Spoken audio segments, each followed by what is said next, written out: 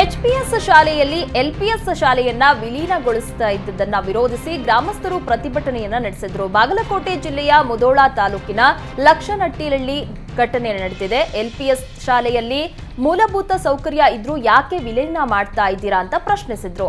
ವಿಲೀನಗೊಳಿಸುವುದನ್ನ ವಿರೋಧಿಸಿ ಶಾಲೆಗೆ ಬೀಗ ಹಾಕಿ ಗ್ರಾಮಸ್ಥರು ಪ್ರತಿಭಟನೆ ನಡೆಸಿದ್ರು. ಎಲ್ಪಿಎಸ್ ಶಾಲೆಯನ್ನ ಶಾಶ್ವತವಾಗಿ ಮುಚ್ಚುವ ಹುನ್ನಾರ ನಡೆದಿದೆ ಅಂತ ಆಕ್ರೋಶ ಹೊರಹಾಕಿದ್ರು. ಯಾದಗಿರಿಯಲ್ಲಿ ಬೆಳ್ಳಂಬೆಳಗ್ಗೆ ಜೆಸಿಬಿಗಳು ಗರ್ಜಿಸಿವೆ. ಜೆಸಿಬಿ ಮೂಲಕ ಅಕ್ರಮ ಅಂಗಡಿಗಳ ತೆರವು ಕಾರ್ಯಾಚರಣೆ ನಡೆದಿದೆ. ಯಾದಗಿರಿ ನಗರಸಭೆಯಿಂದ ಅಂಗಡಿಗಳ ತೆರವು ಕಾರ್ಯ ಶುರುವಾಗಿದೆ. ಪೌರಾಯುಕ್ತ ಲಕ್ಷ್ಮೀಕಾಂತ್ ನೇತೃತ್ವದಲ್ಲಿ ತೆರವು ಕಾರ್ಯಾಚರಣೆ ಆರಂಭವಾಗಿದ್ದು, ಏಕಾಏಕಿ ಅಂಗಡಿಗಳನ್ನ ತೆರವು ಮಾಡ್ತಾ ಇರೋದ್ರಿಂದ ಬೀದಿ ವ್ಯಾಪಾರಸ್ಥರು ಕಂಗಾಲಾಗಿದ್ದಾರೆ. ಬೇಡ ತೆರವು ಮಾಡಿದ್ದಕ್ಕೆ ಬೀದಿ ವ್ಯಾಪಾರಿ ವೃದ್ಧೆ ಮಲ್ಲಮ್ಮ ಕಣ್ಣೀರನ್ನ ಹಾಕಿದ್ದಾರೆ. ಮಂಗಳೂರಿನಲ್ಲಿ ಚಾಲಕನ ನಿಯಂತ್ರಣ ತಪ್ಪಿ ಕಾರು ಯದ್ವಾ ತದ್ವಾ ಚಲಿಸಿದೆ. ರಸ್ತೆ ಬದಿಯ ಮೈಲು ಗಲ್ಲಿಗೆ ಕಾರು ಡಿಕ್ಕಿಯಾಗಿದೆ. ದಕ್ಷಿಣ ಕನ್ನಡ ಜಿಲ್ಲೆಯ ಬಂಟ್ವಾಳ ತಾಲೂಕಿನ ಮಾಣಿ ಸಮೀಪದ ಪೆರಾಜಿಯಲ್ಲಿ ಘಟನೆ ನಡೆದಿದ್ದು, ಕಾರು ಪುತ್ತೂರು ಕಡೆಯಿಂದ ಮಾಣಿ ಕಡೆ ತೆರಳುತ್ತಾ ಇತ್ತು. ನಿಯಂತ್ರಣ ತಪ್ಪಿ ರಸ್ತೆ ಬದಿಯ ಕಲ್ಲು ರಾಶಿಯ ಮೇಲೆ ಕಾರು ಚಲಿಸಿದೆ. ಘಟನೆಯ ದೃಶ್ಯ ಸಿಸಿ ಕ್ಯಾಮೆರಾದಲ್ಲಿ ಸೆರೆಯಾಗಿದೆ. ವಿದ್ಯುತ್ ಸಂಪರ್ಕ ಇಲ್ಲದಿದ್ದರೂ ಕೆಇಬಿ ಮಾತ್ರ ಸಾವಿರ ಬಿಲ್ ಕೊಟ್ಟಿದೆ. ಕೊಡಗಿನ ಭಾಗಮಂಡಲ ಗ್ರಾಮ ಪಂಚಾಯಿತಿ ವ್ಯಾಪ್ತಿಯಲ್ಲಿ ಇಂಥದ್ದೊಂದು ಅವ್ಯವಹಾರ ನಡೆದಿದೆ. 2 ಮನೆಗಳಿಗೆ ವಿದ್ಯುತ್ ಸಂಪರ್ಕ ಕೊಡದೆ ಕೆಇಬಿ 2800 ರೂಪಾಯಿವರೆಗೆ ಬಿಲ್ ಕೊಟ್ಟಿದೆ. ಬಿಲ್ ಕಟ್ಟಿಲ್ಲ ಎಂದು ಕಾಮಗಾರಿ ಗುತ್ತಿಗೆ ಪಡೆದಿದ್ದ ವಿಶ್ವ ಎಂಬುವವರು ವಿದ್ಯುತ್ ಸಂಪರ್ಕ ತೆಗೆಯುವುದಕ್ಕೆ ಮುಂದಾಗಿದ್ದಾರೆ. ಕೆಇಬಿ ಇಲಾಖೆ ಮತ್ತು ಗುತ್ತಿಗೆದಾರರು ಸೇರಿ ಲಕ್ಷಾಂತರ ರೂಪಾಯಿ ಗೋಲ್ಮಾಲ್ ಮಾಡ್ತಾ ಇದ್ದಾರೆ ಅಂತ ಆರೋಪಿಸಲಾಗಿದೆ.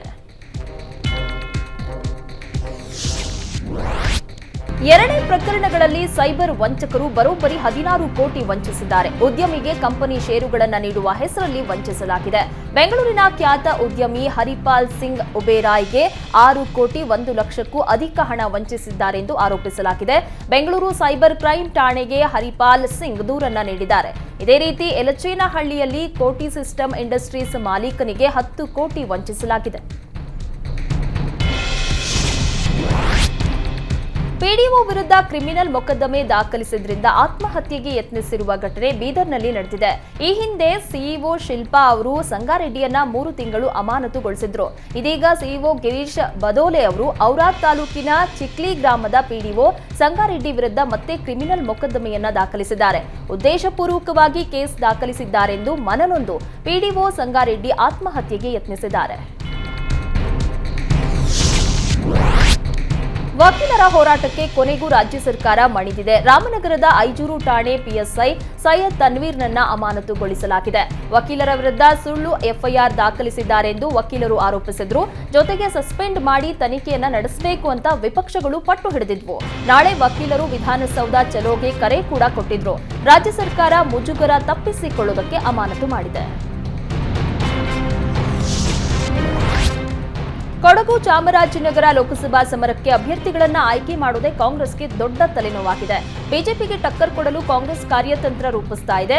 ಆದರೆ ಕಾಂಗ್ರೆಸ್ನಲ್ಲಿ ಸಮರ್ಥ ಅಭ್ಯರ್ಥಿಗಳು ಸಿಗ್ತಾ ಇಲ್ಲ. ಎಲ್ಲಾ ವಿಧಾನಸಭಾ ಕ್ಷೇತ್ರಗಳ ಪರಿಚಯ ಇರುವ ಅಭ್ಯರ್ಥಿಗಾಗಿ ಹುಡುಕಾಟ ನಡೀತಾ ಇದೆ. ಮೈಸೂರು ಜೊತೆಗೆ ಚಾಮರಾಜನಗರದಲ್ಲೂ ಅಭ್ಯರ್ಥಿಗಾಗಿ ಹುಡುಕಾಟ ನಡೆದಿದೆ.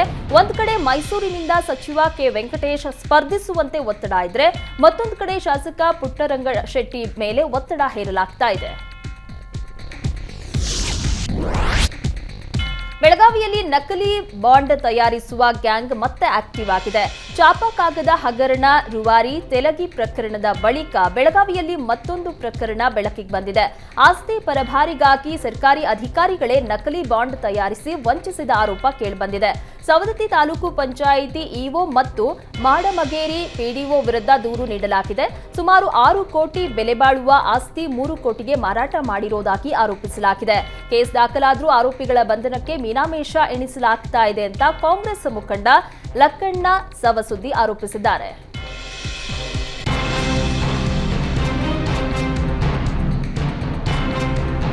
ಒಂದೆಡೆ ಕಂದಾಯ ಸಚಿವರು ರೈತರ ದಾಖಲೆಗಳನ್ನೆಲ್ಲ ಡಿಜಿಟಲೀಕರಣ ಮಾಡುವುದಕ್ಕೆ ಹೊರಟಿದ್ರೆ, ಇಲ್ಲಿ ರೈತರ ಜೀವನದ ಜೊತೆ ಅಧಿಕಾರಿಗಳು ಹುಡುಗಾಟ ಆಡ್ತಾ ಇದ್ದಾರೆ. ಸವಣೂರು ತಹಶೀಲ್ದಾರರ ಕಚೇರಿಯಲ್ಲಿ ಎಡವಟ್ಟಾಗಿದ್ದು ರೈತರ ಮಹತ್ವದ ದಾಖಲೆಗಳು ಕಸದ ಬುಟ್ಟಿ ಸೇರ್ತಿವೆ. ಕೆರಗೋಡು ಹನುಮ ಧ್ವಜ ತೆರವು ಪ್ರಕರಣ ರಾಜ್ಯಾದ್ಯಂತ ಸದ್ದು ಮಾಡಿತ್ತು. ಇದೀಗ ಹನುಮ ಧ್ವಜ ವಿವಾದ ಅಯೋಧ್ಯೆ ತಲುಪಿದೆ. ಅಯೋಧ್ಯೆ ಬಾಲರಾಮನ ದರ್ಶನ ಪಡೆದ ಕೆರಗೋಡು ಗ್ರಾಮಸ್ಥರು ಮತ್ತೆ ಹನುಮ ಧ್ವಜ ಹಾರಿಸುವ ಘೋಷಣೆ ಮೊಳಗಿಸಿದ್ದಾರೆ. ಹನುಮ ಧ್ವಜ ವಿವಾದದ ಬಳಿಕ ಕೆರಗೋಡು ಗ್ರಾಮಸ್ಥರು ಹಾಗೂ ಹಿಂದೂ ಕಾರ್ಯಕರ್ತರು ಅಯೋಧ್ಯೆ ಪ್ರವಾಸವನ್ನ ಕೈಗೊಂಡಿದ್ರು. ದರ್ಶನ ಮುಗಿಸಿ ದೇವಾಲಯ ಆವರಣದಲ್ಲಿ ನಿಂತು ಮತ್ತೆ ಹನುಮ ಧ್ವಜ ಕಟ್ಟುವೆವು ಎಂದು ಘೋಷಣೆ ಕೂಗಿದ್ದಾರೆ. ಸಿದ್ಧಗಂಗಾ ಮಠದಿಂದ ಬಿಸಿಎಂ ಹಾಸ್ಟೆಲ್ಗಳಿಗೆ ಅಕ್ಕಿ ಸಾಲ ಪಡೆದಿದ್ದ ಪ್ರಕರಣಕ್ಕೆ ಸಂಬಂಧಿಸಿದಂತೆ ತಾಲೂಕು ಹಿಂದುಳಿದ ವರ್ಗಗಳ ಕಲ್ಯಾಣಾಧಿಕಾರಿ ತಲೆದಂಡವಾಗಿದೆ. ತುಮಕೂರು ತಾಲೂಕು ಹಿಂದುಳಿದ ವರ್ಗಗಳ ಕಲ್ಯಾಣಾಧಿಕಾರಿ ಗೀತಮ್ಮ ಅಮಾನತಾಗಿದ್ದಾರೆ. ಕರ್ತವ್ಯ ಲೋಪ ಹಿನ್ನೆಲೆ ಕೆಎ ದಯಾನಂದ ಅಮಾನತು ಮಾಡಿ ಆದೇಶ ಹೊರಡಿಸಿದ್ದಾರೆ.